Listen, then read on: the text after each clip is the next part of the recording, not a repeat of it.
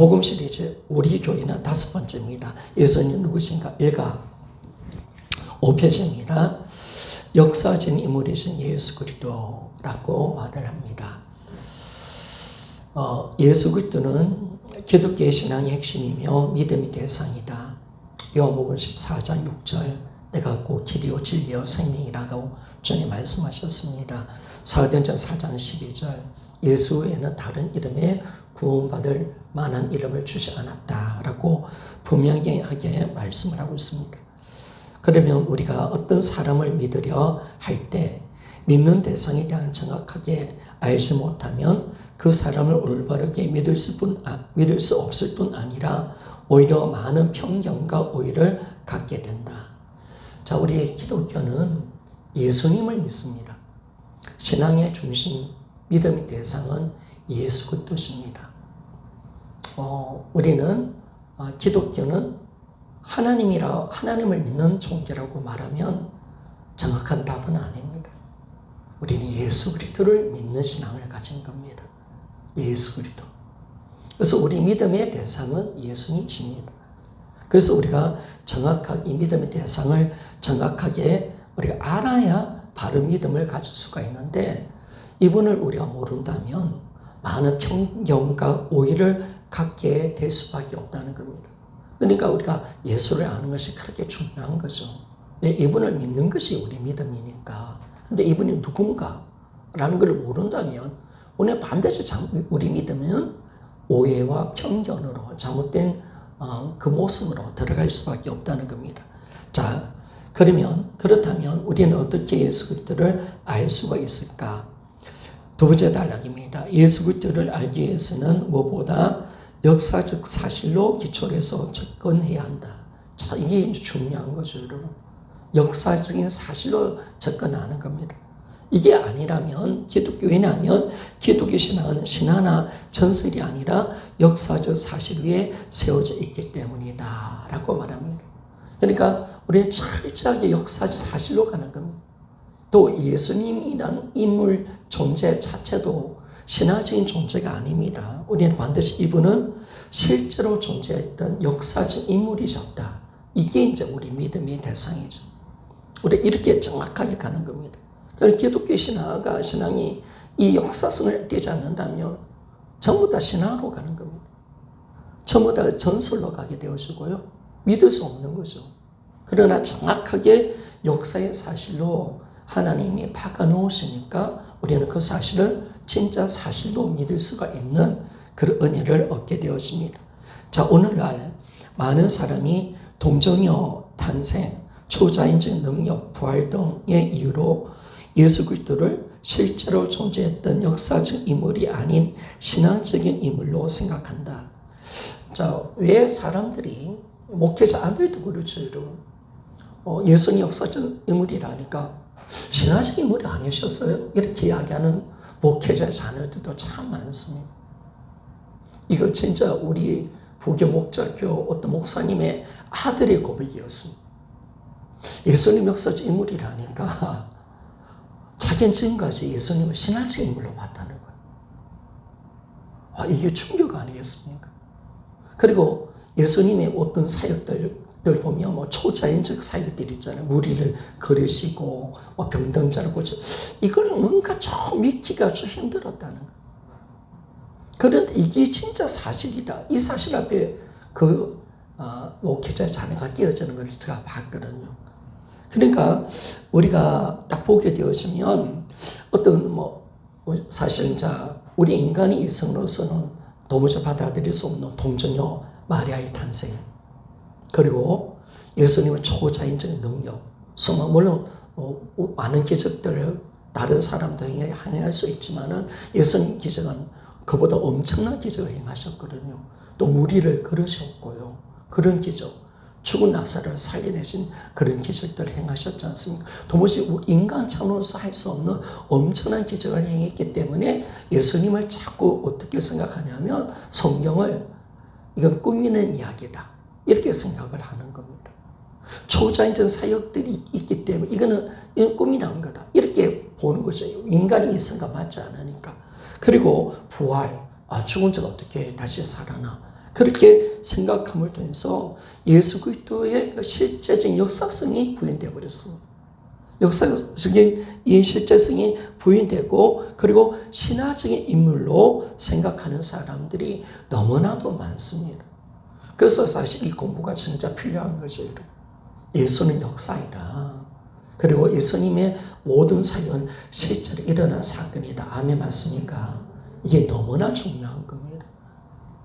예수님이 초자연적 사역, 예수님의 성육신 사건, 그리고 초자연적 사역, 그리고 예수님의 십자가, 부활, 성전 하나라도 부정된다면 기독교는 다 무너져 버리는 겁니다.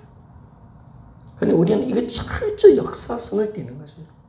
이 실제 일어난 사건이라고 우리는 진짜 믿어야 합니다. 믿어야 합니다.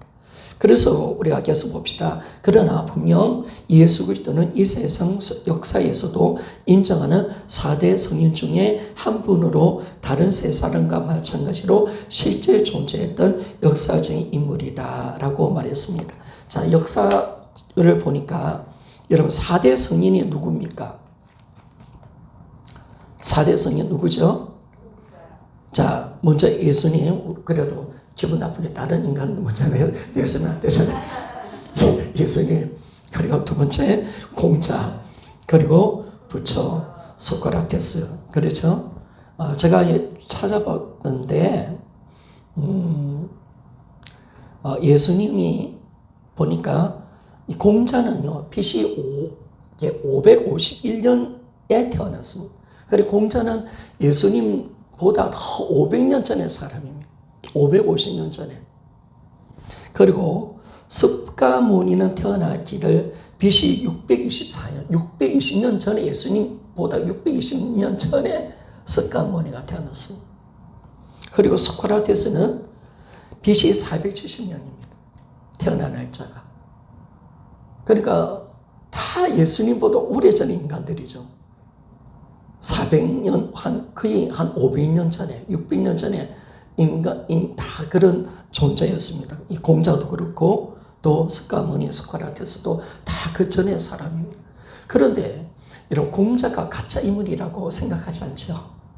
그리고 습가무니, 또 소크라테스 가짜 인물이라고 절대로 생각하지 않습니다. 근데 예수님은 그보다 훨씬 후대의 사람인데, 희한하게 예수님에 대해서는 실제 인물로 잘 안 받아들인다는 겁니다.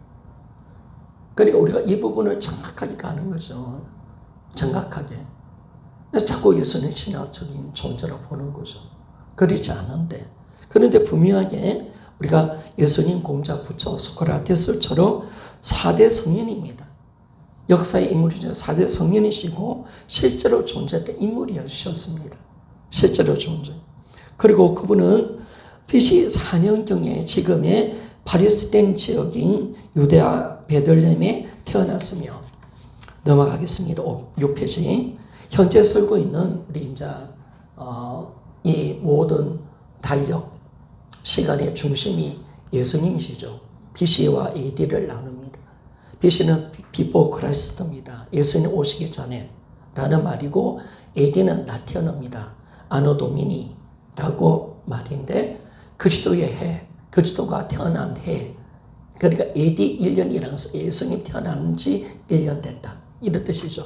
그러면 지금 AD 2022년이라는 것은 예수님 태어나고 난 뒤에 2020년 2년이 되었다라는 것을 말씀해 줍니다.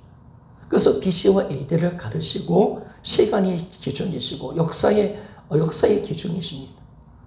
달력의 기준이신 분이 바로 예수님이십니다. 하나님 참 신기하게 이렇게 만들어 놓으셨어요. 역사의 전공. 그래서 히스토리, 그분의 이야기라는 것을 우리가 말씀해 줍니다. 그래서 많은 역사서에 예수 그리스도에 대한 기록이 있습니다. 역사를 보게 되면 예수 그리스도에 대한 기록이 분명히 있습니다. 특히 성경은 예수 그리스도에 대한 어느 역사보다 자세하고 정확하게 기록하고 있습니다. 사실은 여러분, 성경도 역사성경이 있습니까? 얘는 성경 역사성입니다. 2000년 전에 적혀진 역사성입니다. 그리고 성경 기록이 너무 정확하다는 것을 우리는 확정할 수가 있습니다. 자, 누가복음 1장 1절에서 3절 성경이 왜 어떻게 적혀져 있는가? 바로 예수님을 정확하게 기록한 책이 뭐냐면 성경 말씀이라는 겁니다. 복음서가 그냥 적혀진 게 아니에요. 정확하게 예수님 어떻게 사셨는가? 이분에 대해서 그들이 연구하고 이분에 대해서 그들은 목격한 것을 정확하게 정기로 남겨놓은 글이 뭐냐면 복음서라는 겁니다.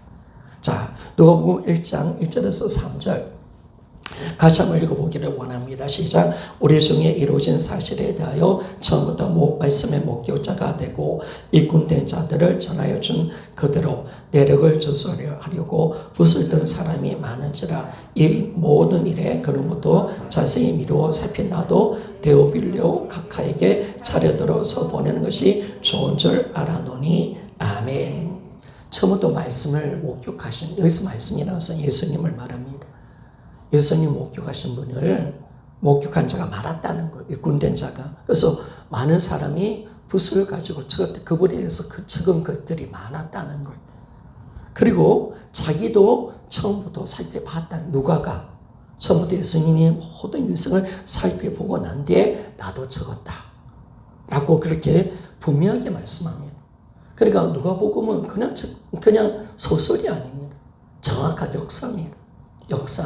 그래서 역사의 기록이 놓여 있고 시간이 놓여 있고 정확하게 역사를 적어내는 책임을 우리에게 말씀해 줍니다. 자, 요한복음 10장 31절 같이 읽어봅시다. 시작. 오직 이것을 기록하면 너희로 예수께서 하나님의 아들 그리스도이심을 믿게 하려 함이요 또 너희로 믿고 그 이름을 힘입어 생명을 얻게 하려 함이니라. 아멘. 오직 이것을 기록하면, 기록이라는 거, 역사라는 거.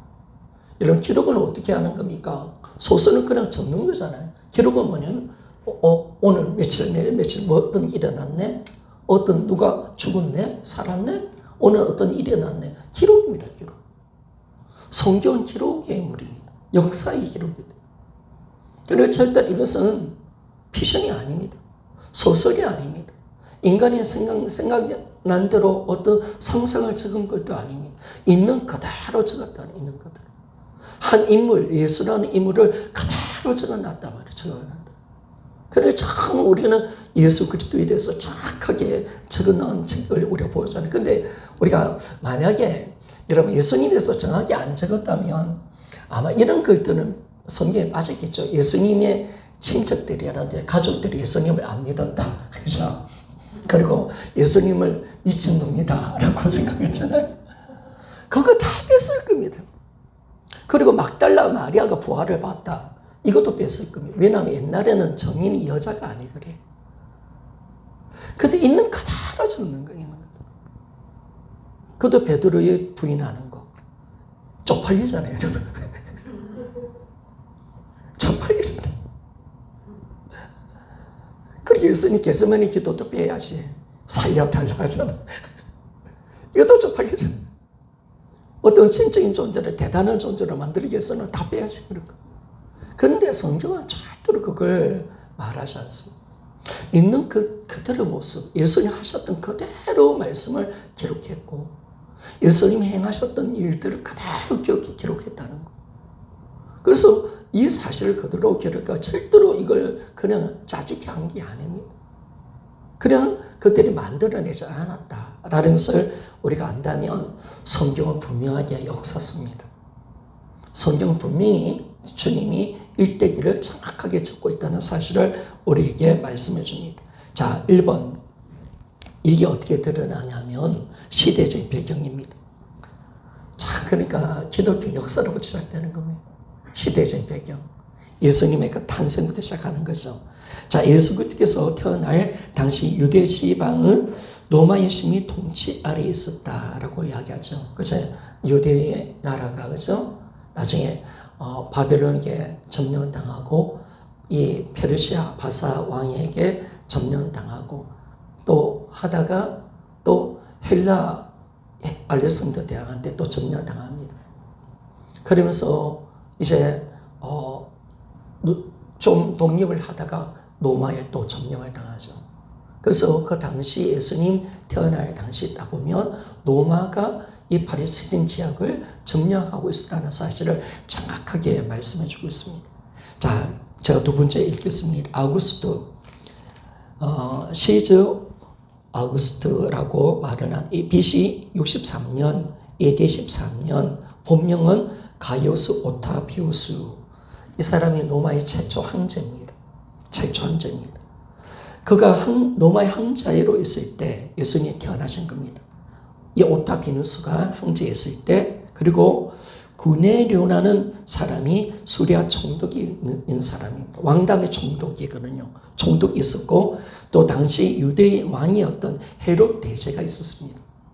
헤롯 대왕 아시죠? 그래서 BC 13년경부터 시작해서 BC 4년경. 그러니까 헤롯 대왕이 예수님 BC 4년경입니다.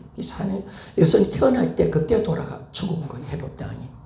그리고 이 헤롯 대왕은 유대 나라 왕이었지만은 총독 구네료의 지시를 받고 있는 시기였다라는 것을 정확하게 말씀해 주고 있고, 그 당시 우리나라는 삼국시대 초기였고 중국은 한나라 초기였습니다. 성경 분명히 이걸 정확하게 기록하고 있다는 거예요. 기록하고 있다. 그리고 7페이지에 봅시다. 아우구스트 오타비우스죠. 이 시저의 양아들입니다. 낮에 시저가 암살 당하잖아요. 암살 당하고 난데 그가 공화정에서 초대 황제가 되고 싶었던 거예요. 근데 브루투스한테 암살을 당합니다. 그러고 난데 이 양자였던 아우구스트가 자 이제 왕황제는 안 되는데 황제 되면 지도 죽을까 싶어서 황제라고 얘기를 안 하는데 나는 제1군주다 이렇게 이야기합니다. 가장 뛰어난 인물이다. 근데 사실은 황제지. 황제지.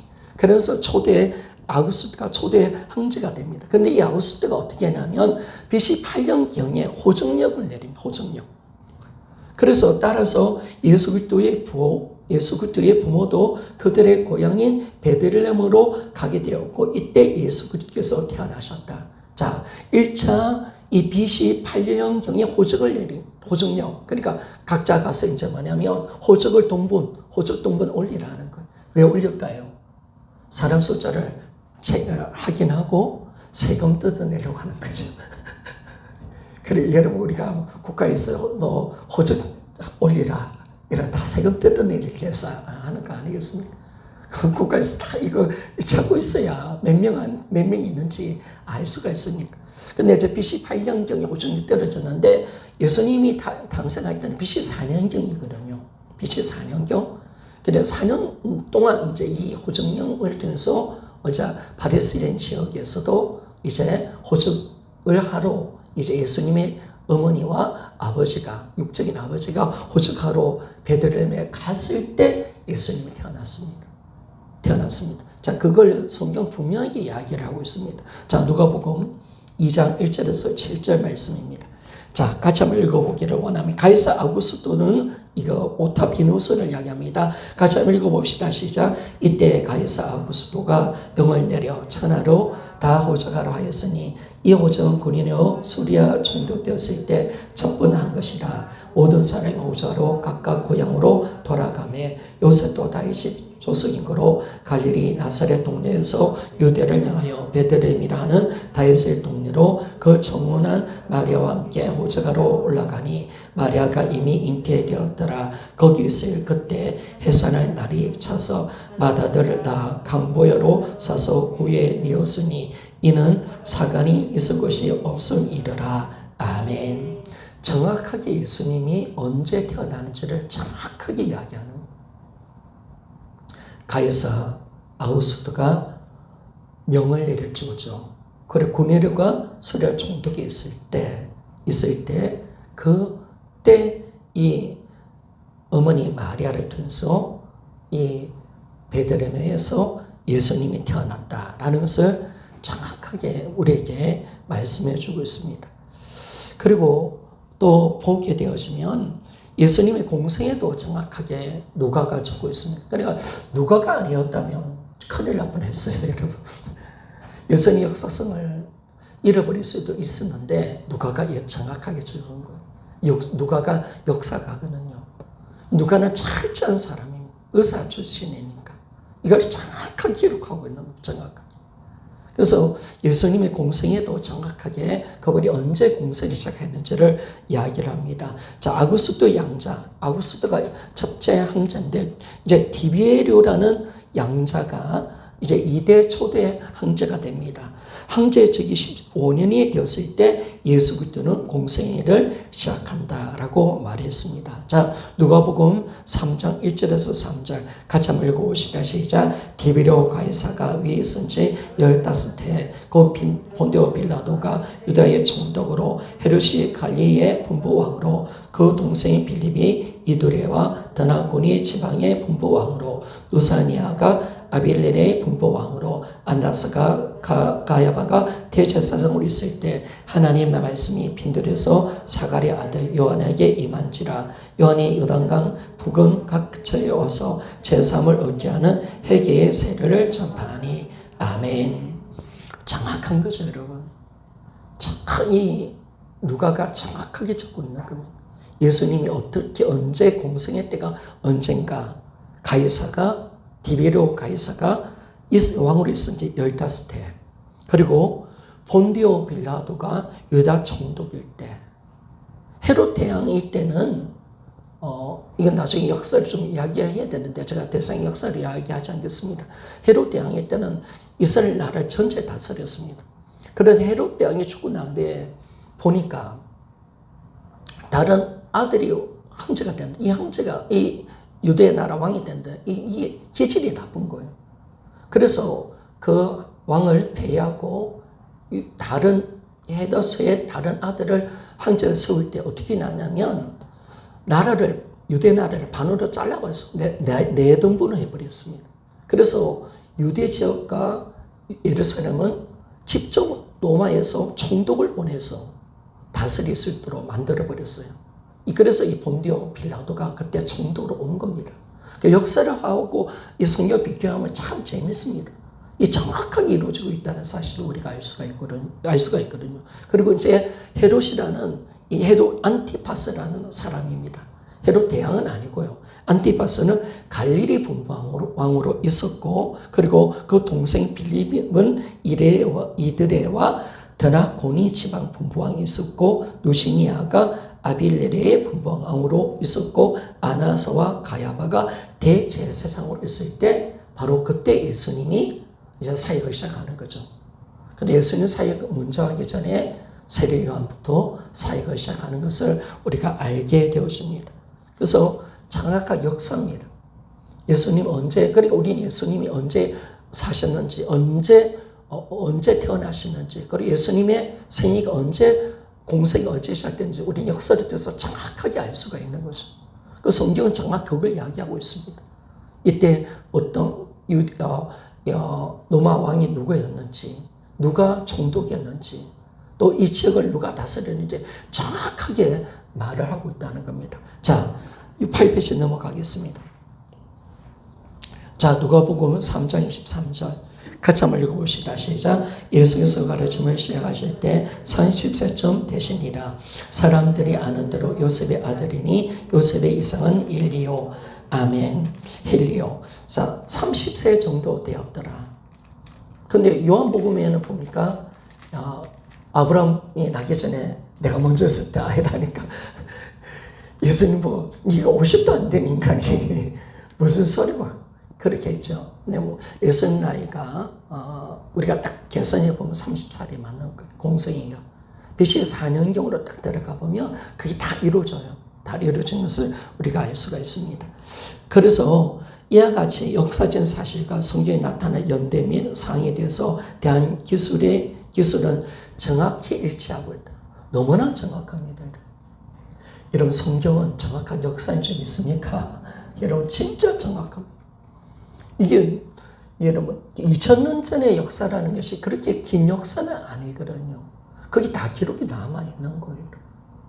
특히 우리나라는 글을 잘 안 남겼지만은 여러분 헬라 문명 로마 사람들은 글을 진짜 많이 남겼습니다. 그리고 그때 누가 왕이었는지 유대 나라 누가 다스렸는지 다 기록이 있는 거예요. 근데 성경은 그걸 정확하게 말해주고 있는 거예요. 정확하게 이야기해주고 있는 거예요. 그러니까 성경을 우리가 믿을 수가 있는 거죠. 역사의 사실로. 정확하게 역사와 하나, 연도, 1년도 차이가 안 나요. 너무나도 정확합니다. 완벽합니다. 퍼펙트. 너무나 완벽합니다. 그러니까 성경을 딱 대할 때 역사학자들이 딱 보니까 이 진짜 이 역사다, 역사. 이게 너무나도 정확한 역사다. 전혀 틀리지 않는다는 거죠. 그러니까 우리가 성경 역사서라고 믿어도 우리는 분명하게 우리 확신을 가지고 성경 역사다라고 말을 할 수가 있는 것입니다. 자, 그러면 두 번째, 우리가 첫 번째 봤던 것은 뭐냐면 시대적 배경을 봤습니다. 정확하게 시대적 배경을 우리가 봤죠, 그죠? 그래서 우리가 예수님의 어떤 생애를 우리가 알려면 시대적인 배경을 봐야 되잖아요, 그죠? 그때 로마가 다스렸고 헤롯 대왕이 다스렸었고 태어날 때 또 헤롯의 그 아들들이 계속 다스리고 있었다는 것을 우리가 알고 있죠, 그죠? 우리가 다 아는 거예요, 그죠? 이게 다 정확한 거죠, 정확한 거. 자, 그러면 두 번째, 예수의 실존에 관한 성경적인 증거입니다. 자, 그러면 진짜 예수님이 실제 존재하는 인물이셨다. 이걸 우리가 어떻게 이야기할 수 있냐면 첫 번째입니다. 작은 1번. 그는 유대인의 왕이었던 다윗의 후손이라는 족보 혈통이 있었다는 겁니다. 여러분, 그래서 예수님의 시작, 성경이 무엇으로 시작됩니까? 예수님의 족보로 시작되는 점 있습니까? 이게 실제 인물이기 때문에 족보가 나오는 거 아니겠습니까? 여러분, 족보가 없다면 이 실제 인물이 아니잖아요. 그런데 족보가 있다는 것은 뭐냐면 예수님은 결코 가상 인물이 아니시다는 거예요. 그래, 진짜 실제 인물임을 성경 그걸 딱 들이대기 위해서 이거 말라고 누가 누굴 놓고 누가 누굴 놓고 그 말라고 적겠습니까, 여러분? 단 거 아니죠, 여러분. 예수는 다윗의 자손인 것을 정확하게 보여주고 실제 인물임을 드러내기 위해서 여러분 적은 점이 있습니까? 그렇죠. 정확한 거죠, 이게. 뭐 안다고 그러면 왜 저도 처음에 성경 읽어봐라 하는데 마태복음 아브라함의 세계라 누가 누굴 낳고 뭐 말라고 이렇게 적었나? 좀 덮었습니다. 아이고 지겨워 죽겠네. 그 다음 주 가니까 저는 그때 이제 그덕다시 안 쓸 때 다음에 성경 읽으면 누구 낙하니까 머리가 빠질 것 같습니다. 그러니까 그 형님 누님들이 그거 마태복음 먼저 읽지 말고 요한복음부터 먼저 읽으라더라고요. 뭐 어떤 글인지는 읽긴 읽었습니다. 그래서 우리가 정확하게 족보가 있다는 겁니다. 이런 족보, 혈통이 있다는 겁니다. 자, 마태복음 1장 1절을 같이 한번 읽어보기를 원합니다. 시작. 아브라함과 다윗의 자손 예수 그리스도의 세계라. 아멘. 족보가 있다. 가문이 있다는 겁니다.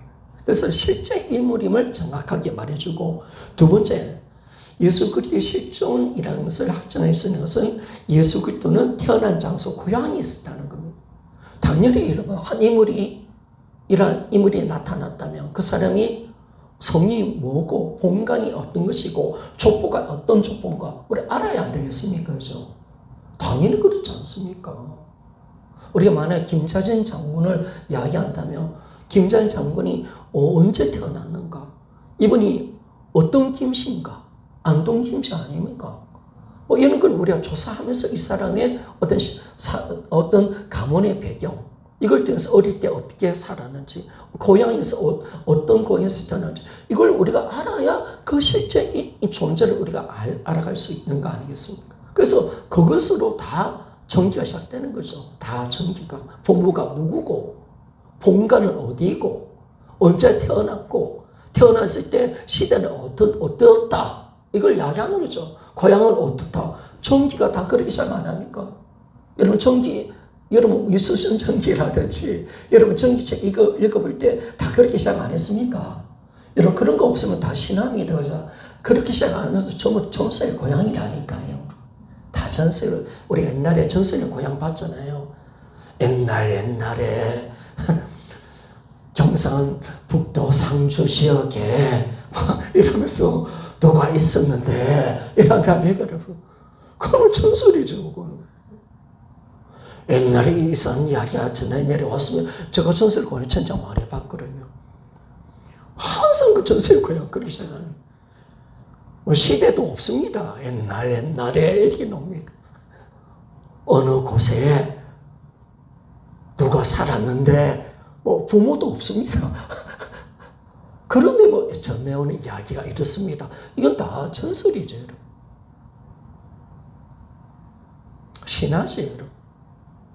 그런데 절대로 예수 그리스도는 실제 인물이기 때문에 족보가 있는 거고 고향이 있는 겁니다. 자, 마태복음 2장 1절 같이 한번 읽어보기를 원합니다. 시작. 헤롯 왕 때 예수께서 유대의 베들레헴에서 나심에 동방으로부터 박사들이 예루살렘에 이르러 말하되 아멘. 그래서 우리 예수님이 어떻게 불렸습니까? 예수를 부를 때 나사렛 예수라고 불린 줄 믿습니까? 나사렛 예수.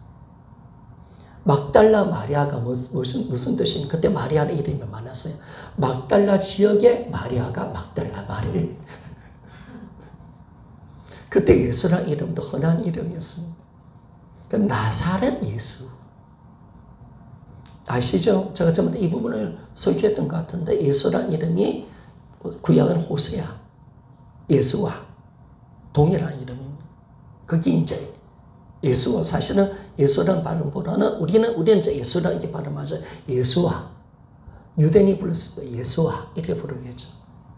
호세아라는 이름은 동일한 여호와는 우리 구원자라는 이름이죠. 그런데 지금 이제 예수라는 이름 안 쓰죠. 왜? 그분이 감히 우리 구원자 이름을 함부로 쓰면 안 되니까죠. 유대인들은 예수라는 이름 안 씁니다. 기분 나빠서 안 씁니다. 저 새끼들은. 저놈들은 기독교 이단으로 보니까 예수의 이름 안 씁니다. 우리는 감히 우리 구원자 이름을 자녀들이 쓸 수는 없잖아요. 그래서 예수의 이름이 통독해지고 이제 예수의 이름이 오직 예수님만 쓰여진 이름이 된 겁니다. 그래서 예수님이 나사렛이죠. 나사렛. 그러니까 이런 나사렛이라는 이 이름 고향을 갖고 있다는 것이 얼마나 강력한 실적 인물이라는 사실을 정확하게 우리가 알 수가 있잖아요. 그러니까 예수님 나사렛 예수라고 불렀습니다. 그리고 항상 비웃을 때 유대인들이 어떻게 비웃었습니까? 나사렛에서 뭐가 놓을 수 없다고요? 선한 것이 놓을 수 없다. 항상 비웃을 때 어떻게 하면 나사렛에서 무슨 선한 것이 놓? 그렇게 비웃을 때 하지 않습니까? 거기는 선지자 안 나온다. 그런 말이죠. 그래서 예수님은 정확하게 나사렛에 태어나셨다라는 것을 말씀해 줍니다. 세 번째, 부모와 4명의 남동생과 여러 누이 등 가족이 있었다라고 말했습니다. 자, 마가복음 6장 3절 같이 한번 읽어보기를 원합니다. 시작. 이 사람이 말의 아들 목수가 아니냐? 야고보와 요셉과 유다와 시몬의 형제가 아니냐? 그의 누이들이 우리와 함께 여기 있지 아니하냐고 예수님을 배척한지라. 아멘. 정확하게 예수님의 동생들이 있었다. 야고보, 요셉, 유다, 시몬. 물론 나중에 야고보가 예루살렘 담임 목사가 됩니다. 베드로만큼 대단한 위치로 그가 예루살렘 담임 목사 역할을 감당하는 야고보인데 야고보, 요셉, 유다, 시몬이 있었고 그 누이들이 형제들이 있었다는 사실을 너무 정확하게 적고 있는 겁니다. 여러분 다른 어떤 인물이 이렇게 정확하게 적혀져 있는 거 봤습니까? 부처가 그렇게 적혀져 있을까요? 공자가요? 어려웠죠. 읽어봐라니까 여러분 조사 들어가 봐라니까. 너무나 오래된 기록이기 때문에 고향이 어떤 고향인지 언제 태어난지 그거 거의 잘 몰라요. 대충 잡고 그렇게 이야기하는 건데 예수님은 정확하게 너무 역사가 그리고 형제들이 있었다라는 것을 정확하게 말씀해 줍니다. 그리고 네 번째 성장 과정이 있었다. 누가복음 2장 42절입니다. 같이 읽어보기를 원합니다. 시작. 예수께서 12살 때 저희가 이 절기 전례를 쫓아 올라갔더라. 아멘.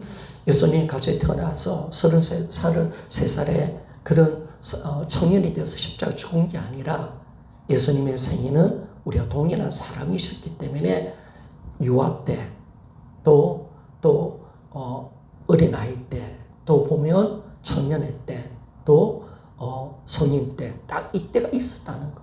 그래서 예수는 정확하게 우리에게 말씀해서 12살일 때 그 기록이 정확하게 있으면서 이분이 성장 과정이 있었다. 이걸 우리에게 정확하게 보여주고 있습니다. 자, 다섯 번째. 공생의 전까지 목수라는 직업을 갖고 있었다. 마가복음 6장 3절 말씀 같이 한번 읽어봅시다. 시작. 이 사람이 마리아 아들 목수가 아니냐, 야고보와 요셉과 유다와 시몬의 형제가 아니냐, 그의 너희들이 우리와 함께 여기 있지 아니하냐 하고 예수를 배척한지라. 아멘. 예수님 목수였습니다. 그 당시에 직업이 많았겠습니까? 그렇지 않습니까? 특별히 식민지 사회 아니었습니까? 특별히 대제사장 아니면, 특별히 어떤 좋은 집안 아니면, 다 목수 아니면 전부 다 농사꾼밖에 됐겠습니까? 가축 목동하는 일들, 이런 일들 했겠죠. 근데 목수라는 일은 흔한 직업이었습니다. 할 게 없잖아요, 여러분. 그 당시 뭘 할 거, 공장이 있었겠습니까? 공무원이 있었겠습니까? 그죠? 몇몇 지도자들 외에는 전부 다 농사, 목주고, 또 목수하는 일, 그걸 이제 감당하는 거죠. 그래서 예수님도 정확하게 목수 일을 감당하셨다. 예수님 의자 잘 고치셨습니다. 아시겠죠? 예수님 의자 잘 고치셨습니다. 자, 그래서 우리가 직업을 갖고 계셨고, 세 번째입니다. 크게 세 번째. 성경 이외의 역사적 증거입니다. 예수 그리스도께서 역사적 기록은 성경 밖에도 쉽게 찾아볼 수 있다. 예수 그리스도가 살았던 1세기 로마 역사가, 유대의 역사가, 그리고 현대 역사가들 역시 동일하게 예수 그리스도가 실존 인물인 것을 사실에 관해 정확하게 기록하고 있다라고 말했습니다. 그리고 우리가 실존 인물이라는 이 부분 속에서 예수님이 십자가의 죽음도 우리에게 말씀해주고 있죠. 그죠? 그리고 우리 전기죠, 전기. 태어났을 때 가문, 그리고 어떻게 성장했는가, 이 사람의 직업은 어떻는가, 이 사람이 어떤 인생을 살면서 어떤 업적을 남겼는가, 어떻게 죽었는가, 다 이걸 우리가 다 전개를 통해서 우리가 보는 것처럼 복음서도 똑같습니다. 여러분. 복음서로 정확하게 전기로 적혀져 있다는 겁니다. 그리고 우리가 이걸 알 수가 있는데, 그런데 성경뿐만 아니라 성경 외에 역사의 전구도 남아있다는 사실을 말씀해 줍니다. 자, 10페이지에 넘어가겠습니다. 자, 예수님에 대한 역사적인 기록이 타키투스, AD 55년에서 120년 사이에 살았던 사람이고 로마 역사가였습니다. 자, 그가 기록한 기록물입니다. 그리스도인이라는 명칭이 이 사람의 이름을 따라서 붙여진 것인데, 티베리우스 통치 기간, 티베리우스 동일한 뜻입니다. 동일한 왕입니다. 티베리우스 통치 기간에 로마의 행정관이었던 본디오 빌라도의 손에 극단적인 형벌을 받았다. 그리고 매우 해로운 미신을 강조하던 신앙이 당장에는 방해를 받았지만 그 악이 발생한 최초의 장소인 유다 지방에서도 일어났고 심지어 로마에서도 생겨났다라고 말합니다. 자, 타키투스가 어떻게 적고 있냐면, 그리스도인들을 조사해 보니까 이 그리스도인이라는 사람이 그리스도라는 명칭, 그리스도라는 이분을 통해서 이 그리스도인이라는 것이 나왔구나, 이걸 안 겁니다. 근데 그리스도라는 사람을 조사를 해보니까 티베리우스 이 통치 기간 때 로마의 총독이었던 행정관이었던 이제 유다 총독이었죠. 예루살렘 총독이었던 본디오 빌라도에게 이 극단적 형벌을 받았다. 이 극단적 형벌의 십자가를 말하죠. 이 극단적 형벌을 받아서 죽었는데 그런데 이 사람들이 지금 미신을 전한다는 거예요. 그 미신을 전해서 지금도 많은 그 미신들이 유대 지방도 일어나고 있지만은 로마에도 생겨났다. 이 미신이 뭡니까? 이런 기독교인인 집 있습니까? 그들한테는 기독교 미신인 거예요. 유대 지방에도 이 미신을 쫓는 사람들이 있고, 지금 우리 로마에도 이 미신을 믿는 사람들이 있다라는 걸 적은 거야. 한 말해서 지금 그리스도인이 있다는 거. 지금 기독교를 믿는 사람들이 있는데, 이 사람들이 이 사람은 기독교를 모르잖아요. 이제 기독교에 대해서 조사를 하다 보니까 기독교를 이 사람들은 뭘로 보냐면 아주 해로운 악한 것이다. 미신이다, 미신. 이거는 뭐 나라를 힘들게 하고 이런 게 본 거죠. 이걸 이제 정확하게 기록하고 있는 것을 우리에게 말씀해 주고 있습니다. 자, 두 번째, 요셉 클라우스라는 유대인 학자입니다. 이 사람은 지금은 돌아가시겠지만은 히브리 대학 교수님이십니다. 이제 유대인 히브리 대학 교수는 이 사람은 예수님 믿는 사람은 아닌데 이제 히브리 대학 교수 이 사람들이 예전에 기록문을 보니까 진짜 예수가 실존 인물인 것을 정확하게 기록되어 있단 말이에요. 그래서 이들이 지금 그리스도인이 아닌데도 예수는 역사적 인물이라고 이들이 이제 주장하는 거죠. 그래서 지금의 유대인들도 보면요, 예수님이 실존 인물인 것은 다 인정합니다. 하나님이라고 인정을 하진 않지만 다 실존 인물이라는 사실을 그들은 정확하게 인정합니다. 그래서 이제 이분이 뭘 발견했냐면 옛날에 산헨들이라는 기록물을 그가 발견한 거죠. 이걸 이제 가지고 예수님이 정확하게 역사적인 실존 인물이다라는 것을 말해주고 있습니다. 자, 예수님 돌아가실 때 유월절 저녁에 이 기록이 남겨져 있는 겁니다. 제가 읽겠습니다. 유월절 저녁에 그들은 나사렛에 예수를 매달았는데 40일 전부터 그 전령자는 나사렛 예수가 술수와 속임수를 행하고 이스라엘을 거룩하도록 인도하였기 때문에 돌에 맞아 죽을 것이라고 말하면서 돌아다녔다.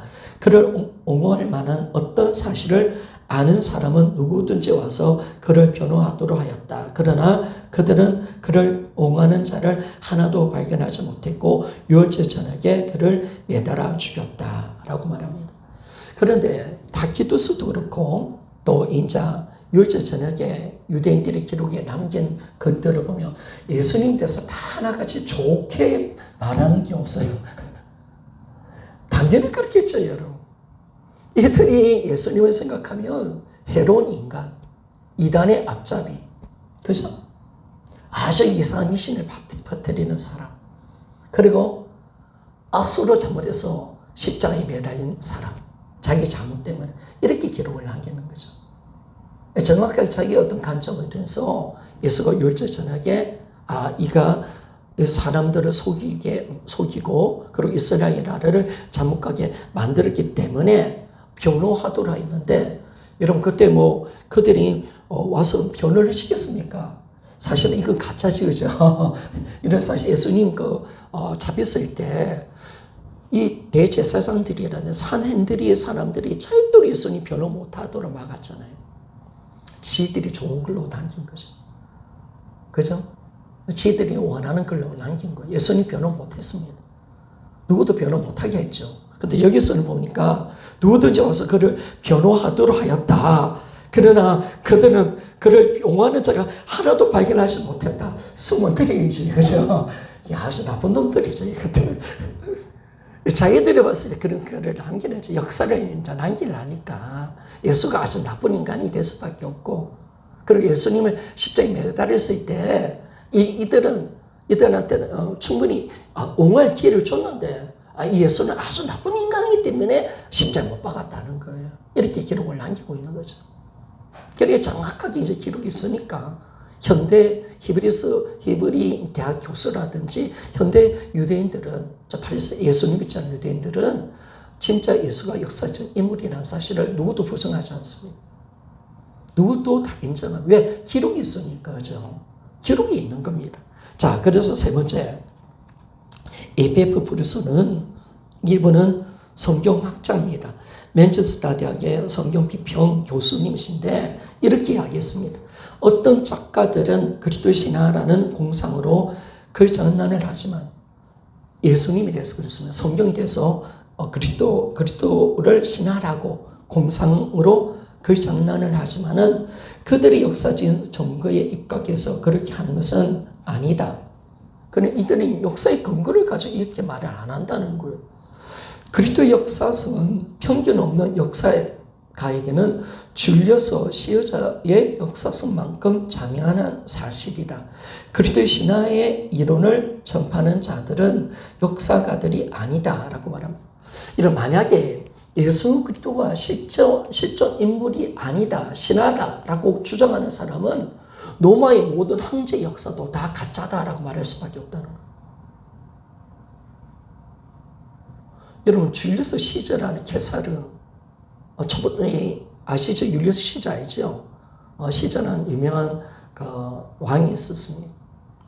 아구스토의 그 아버지죠. 그 아구스토를 양자 삼았던 시저. 그 시저가 얼마나 정확한 역사적 인물입니까? 그 기록이 얼마나 많이 남겨져 있습니까? 근데 만약에 이 교수가 어떻게 이야기하냐면 예수님이 역사성을 부인한다면 줄리어스 시저도 부인돼야 된다는 거예요. 왜냐하면 똑같은 역사 기록이 남겨져 있는데, 정확한 기록이 있는데 우리는 절대로 이분을 신화라고 말을 해서는 안 된다는 거예요. 그러니까 이 사실이 너무나 자명한 일이다라고 그렇게 말씀을 하는 것입니다. 그래서 그리스도가 신화라고 이론을 전파하는 사람은 역사가가 아니다라고 말했습니다. 이 사람은 역사가가 아니다. 진짜 역사가라면 여러분, 우리가 사실 내가 역사가다, 내가 그 역사를 논한다 했을 때는 기록을 가지고 논해야 되지 않습니까? 근데 만약에 예수를 신하다 하면 이 사람은 역사가 자질이 없다는 거예요. 왜? 예수님이 역사적 인물이라는 것은 줄리어스 시저가 왕이었던 만큼 정확한 역사라는 거예요. 기록이 남겨져 있다는 거예요. 절대로 이걸 부인할 수 없다는 거예요. 이걸 우리에게 정확하게 말씀을 하고 있다는 겁니다. 자, 네 번째. 인명사정까지 갑니다. 자, 예술의 생물년을 명확하게 알 수 없지만은 대사도서의 학자는 대개 그 탄생을 BC 4년으로 봅니다. 왜? 정확하게 우리가 아까 누가복음 2장의 그 말씀을 우리가 누가 남겨난 기록이 있잖아요. 그죠? 정확하게 아구스도 왕 때 태어났던 예수님의 역사를 정확하게 갖고 있으니까 그 연도를 우리가 알 수가 있습니다. BC 4년경으로 보고 죽은 해는 기원전 29년으로 본다. 따라서 33년을 살아계신 셈이다. 전승에 의하면 그의 출생지는 베들레헴이며 유소년기는 나사렛에서 지냈고 그의 아버지는 옥수 일을 하였다. 아버지 요셉이 사명했을 때 예수는 아직 어렸고 어머니 마리아는 반대로 장사했다. 신화성서의 기록에 따른다면 예수는 몇 명의 동생과 누이가 있었다. 예수는 나이 30세 또는 그 이상이 되었을 때 전도를 시작했다. 세계명 대사전 이행승 교육 출판 공사라고 그렇게 말씀합니다. 여러분, 정확하게 여러분 인명 대사전에 예수님이라는 인물이 있는 줄 믿습니까? 정확하게 있는 겁니다. 역사 인물이니까 거기 있는 겁니다. 그래서 우리가 정확하게 예수가 실존 인물임을 우리가 찾을 수가 있습니다. 성경뿐만 아니라 우리가 역사의 기록에도 많이 남겨져 있습니다. 얼만큼 남겨 있으니까 정확하게는 25번. 그리고 또 그 후대에 100년 후에 또 200년 후에 예수님의 역사성을 이야기하는 사람들은 수없이 많습니다. 한 50년 예수님 그 당시의 사람들만 해도 한 25번 기록이 있고, 그러니까 여러분 예수님 기록이 많은 겁니다. 공자의 기록이 몇 개 있겠습니까? 여러분 부처의 기록이 몇 개 있겠습니까? 한 가지 아니면 두 가지밖에 없습니다. 그런데도 우리는 예수님에 대해서는 실제성을 인정하지 않는 거죠. 왜? 부활이 있고 이분이 하나님이라 하니까 인정하기 싫은 거죠. 그래서 자꾸 신화로 만들어버리는 겁니다. 그래서 우리가 이 사실을 정확하게 우리가 갖고 있다는 사실을 알 때, 그러니까 우리 기독교 역사로 시작하기 때문에 이기는 겁니다. 실제니까 어떤 논리를 가지고 싸워도 이길 수 있다는 거예요. 그게 너무나 강력한 겁니다. 자, 그러면 밑에 부분을 읽고 뒤에 부분을 읽고 마치겠습니다. 위의 증거들을 통해서 예수 그리스도는 인류의 역사 속에 실존 존재했던 인물이었다는 것을 정확히 알 수 있다. 그분은 결코 신화적인 인물이 아니다. 아멘, 맞습니까? 자꾸 예수님을 신화적으로 넣으면 안 됩니다. 예수님의 역사성이 강조되면 강조될수록 우리 믿음은 더 실제가 되는 줄 믿습니까? 이게 정확한 겁니다. 그러니까 우리가 정확하게 역사성을 계속 강조해야 됩니다. 이게 강조되지 않으면 안 됩니다. 정확하게. 성경은 철저하게 역사성을 띄는 거예요. 그러니까 이제 예수님 당시에 뭐 복음서를 적었던, 복음서를 들었던, 그 초대의 성도들은 뭐 예수님 역사성에 대해서 의심하지 않았겠죠. 이제 2000년 정도 되니까 이것이 흔들리지. 예전에 예수님 역사의 인물이다. 다 알았잖아요. 예수님 소문을 다 들었잖아요. 너무나 유명한 인사였으니까. 그런데 전혀 문제가 없었는데 이게 이제 오래되다 보니까 예수님 역사성에 대해서 의심이 되어지고 이 마귀가 어떻게 이야기하냐. 인간의 이성을 통해서 초자연적 능력이라는 것을 통해서 예수님을 자꾸 신화적인 인물로 바꿔버리는 거예요. 그러니까 이 기독교가 희한한 기독교가 되어버리고 우리가 희한한 예수 그리스도를 믿게 되는 것을 알 수가 있어요. 우리는 지금까지 어떤 예수님 어떻게 믿었습니까? 신화적인 인물도 한 50%, 실제 인물도 50%, 짬뽕되어 있는 부분. 이렇게 보는 거죠. 이게 그렇게 보는 거예요. 그러니까 이 신앙이 어떻게 되겠는가라는 것을 우리가 정확하게 알 수 있는 거죠. 자, 그러면 네 번째 읽고 마치겠습니다. 자, 네 번째 적용입니다. 예수 그리스도께서 역사적 인물이라는 사실을 아는 것은 예수 그리스도에 대한 참된 믿음을 갖는 데 있어서 매우 중요하다. 역사적인 사실의 바탕 위에 서 있지 않는 믿음은 개인의 신념이나 사상으로 꺼질 수가 있다. 그러나 역사적 사실로 기초로 형성된 믿음은 개인의 감정이나 환경에 따라 좌우되지 않는 경감 믿음이 된다라고 말합니다. 당연히 이제 예수 그리스도의 실존 인물이라는 이 사실 하나가 이제 모든 것이 실제가 되는 사건이 되게 만들죠. 우리 믿음을 실제로 만들어 버리는 것이 바로 예수 그리스도가 실존 인물이다라는 사실에 담겨져 있는 겁니다. 그리고 예수 그리스도가 신화적 인물이라면 우리 믿음도 다 가짜가 되는 겁니다. 그러나 예수 그리스도가 실제 인물이라면 우리 모든 믿음도 사실이 되는 겁니다. 실제가 되는 겁니다. 이게 너무나 중요한 겁니다. 너무나 중요한 거. 그래서 우리가 이제는 역사적인 기초로 말미암아 우리가 어떤 형성된 믿음은 감정, 어떤 환경이 좌우되지 않습니다. 그러니까 여러분 기독교가 어디 있느냐? 결국 예수 그리스도가 역사적 인물이셨고 전능자 하나님이 사람으로 오신 것이 역사의 사실이기 때문에 존재하는 줄 믿습니까? 이건 흔들리지 않는 거죠. 사실이니까.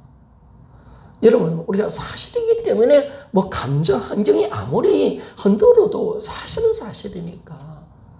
그러니까 우리 믿음은 흔들리지 않는 거죠, 여러분. 부활이 사실이라면 절대로 흔들어낼 수 있는 것이 아무것도 없습니다. 그러니까 우리는 거기에 있는 것이, 거기에 내 믿음이 있고, 거기에 우리 기독교가 있는데, 뭐 감정과 환경에 기독교 흔들릴 수 없다는 사실을 정확하게 우리가 알게 되는 겁니다. 그러니까 우리는 역사적 믿음으로 가는 것이죠, 여러분. 역사적 믿음. 그것이 확정되어지면 되는 겁니다. 그래서, 마지막 부분 이걸 읽어보겠습니다. 물론 예수 그리스도와 그 사역이 역사적 사실인 것을 아는 것만이 믿음의 전부는 결코 아니다. 우리 믿음은 줄을 꺼보십시오. 우리 믿음은 역사적 사실과 그 사실을 갖는 의미가 하나가 될 때 참된 믿음이 되는 것이다. 아멘. 자, 먼저는 역사의 사실로 이루어져야 됩니다. 그러니까 예수님의 이 땅에 태어나신 성육신 사건, 그리고 예수님 공생의 삶, 십자가 사건, 고난 사건, 십자가 사건, 부활, 이 역사의 사실이 되어야 됩니다. 이게 역사의 사실이 아니라면 우리 기독교는 존재할 수 없습니다. 그리고 역사의 사실일 뿐 아니라 그 사실에 가는 의미가 있습니다. 왜 예수님이 이 땅에 오셨는가? 왜 죽으셨는가? 왜 부활하셨는가? 왜 하늘로 올라가셨는가? 이건 이제 역사적인 사실에 의미가 부여되는 거죠. 기독교는 어디에 있느냐? 역사의 사실을 통한 갖는 의미가 하나가 될 때 우리 믿음이 존재가 됩니다. 믿습니까? 결코 이게 따로 떨어지면 안 됩니다. 사실만 또 강조하면 안 되고, 또 반대로 사실에 갖는 의미만 또 강조되면 안 됩니다. 저보다 늘 이야기하시면 어떤 자유주의 신학자들은 예수님이 부활이 돼서 역사성을 부인하면 예수님 부활, 역사성 우리는 모르겠다. 그런데 우리는 예수님 부활의 진정한 의미는 알고 있다. 이렇게 따지는 거예요. 예수님은 우리 마음에 살아계신다. 그러면 여러분, 거기요, 김일성이가 지금 주체 사상의 김일성이가 지금 어떻게 이야기합니까? 김일성 주체 사상을 갖고 있는 북한 사람들한테 김일성은 살아있는 존재입니다. 어떻게 살아있는? 정신으로. 생각으로 살아있는. 그러면 기독교가 그렇게 되어버리는 겁니다. 절대로 그게 아니죠, 여러분.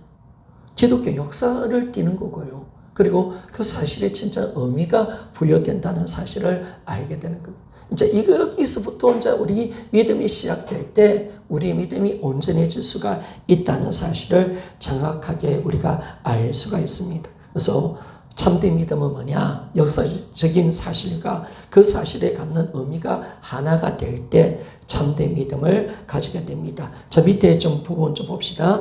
성경 역사적인 신빙성, 성경 역사적인 신빙성은 다음과 같은 이유로 의해서 뒷받침된다. 첫 번째, 원본과 최초의 신빙성이 있는 사분간의 기간이 무시될 정도로 짧다. 우리 이 부분을 우리가 저한테 동영상을 많이 띄워줬는데, 성경이 원본과 그리고 사본의 기간이 얼마 되지 않는다는 거. 그러면 원본과 사본이 기간이 길어지면 꾸미낼 수가 있습니다. 그런데 원본과 사본이 우리는 거의 차이가 없습니다. 그러니까 이게 성경이 정확하게 하나님의 말씀이다라고 믿을 수가 있습니다. 두 번째, 원본과 사본들이 내용상 차이점이 거의 없다는 겁니다. 차이점이 없고요.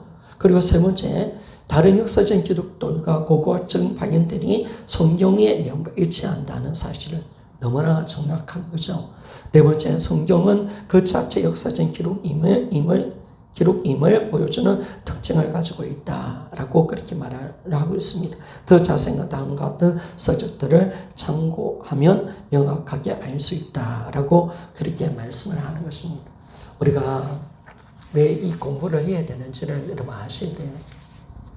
예수 그리스도에 대해서 역사성을 잃어버린다면 우리는 전체적으로 우리 신앙의 본질을 잃어버립니다. 철저히 역사성을 강조해야 되고, 그러니까 여러분, 주님이 진짜 죽고 부활하셨기에 우리 믿음이 진짜인 줄 믿습니까? 예수 그리스도의 십자가 부활이 진짜이기 때문에, 부활이 진짜이기 때문에 우리 믿음이 사실인 겁니다. 그분은 살아계신 하나님이시 되시는 겁니다.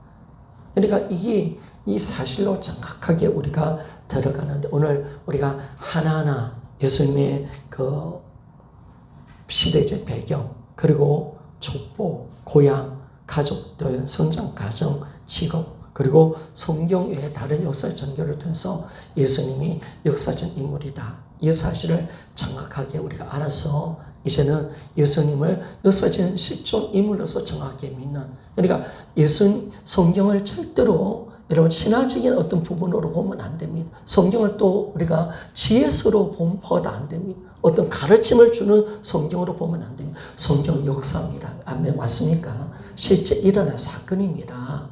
예수님이 그렇게 말씀하셨고 그렇게 사셨고요. 그렇게 그 삶을 사역을 이루어내신 겁니다. 이루어내신 겁니다. 그런데 사실 불교인들은 그렇게 이야기하면, 제가 저번에 이야기했던 것처럼 불교인들한테 물어보십시오. 부처가 실존인입니까? 가짜 인물입니까? 이렇게 물어봅니다. 그걸 어떻게 이야기할까요? 우리는 부처가, 석가모니가 진짜 인물이든 아니 가짜 인물이든 우리는 상관하지 않습니다. 이렇게 이야기합니다. 그들에게는 부처가 진짜 인물이든 아니든 상관없습니다. 다만 부처의 가르침이 중요한 것입니다. 불교만 있으면 된다는 거예요. 근데 당연히 그렇죠. 불교는 가르침이 종교 아닙니까? 그런데 우리 기독교는요, 바로 하나님의 아들이 이 땅에 오셔서 우리 죄를 위해서 십자가에 죽고 부활하신 구원의 사역인 줄 믿습니까? 이게 놀라운 거예요. 이 진짜 하나님의 사랑이 나타난 사건이에요. 하나님이 진짜 인간이 되신 사건이죠. 역사에서 진짜 일어난 사건. 오늘도 우리가 왜 하나님이 존재하시고 살아계신다. 여러분, 예수 그리스도가 실제 인물인 줄 믿습니까? 이 사실 하나. 이게요, 얼마나 대단한가. 그러니까 세상 사람들은 뭐 소크라테스가 실제 인물이든 뭐든 별로 상관 안 합니다. 그러나 우리는 철저한 역사입니다. 왜? 그분의 십자가에 죽고 그분의 부활은 진짜 일어난 사건이 되고 그 사건 자체가 뭐냐면 인류를 살려내는 하나님의 구원의 역사인 줄 믿습니까? 그래서 우리는 거기에 모든 것이 달려 있습니다. 그분의 그 사역, 그분의 생애가 가짜라면 다 가짜가 되는 겁니다. 그래서 우리는 철저하게 진짜 성령심부터 시작해서 철저히 주장합니다. 철저히 하나님이 인간으로 오셨다. 인간 전면자 사랑으로 오셨다. 이걸 철저히 주장합니다. 이거 무너지면 다 무너지는 거예요. 그래서 우리는 끝까지 주장하는 거죠. 그래서 우리가 나중에 이 모든 사실이 부활로 확증되는 것이지만은 오늘 하여튼 첫 번째 모든 예수 그리스도를 공부하고 또 예수 그리스도가 누구인지를 정확하게 아는 방법은 예수 그리스도가 역사적인 실존 인물이라는 사실을 여러분 믿습니까? 다 이 사실을 그 하나가 딱 뼈대가 세워지면 그다음부터 모든 믿음이 바르게 세워질 수가 있습니다. 기도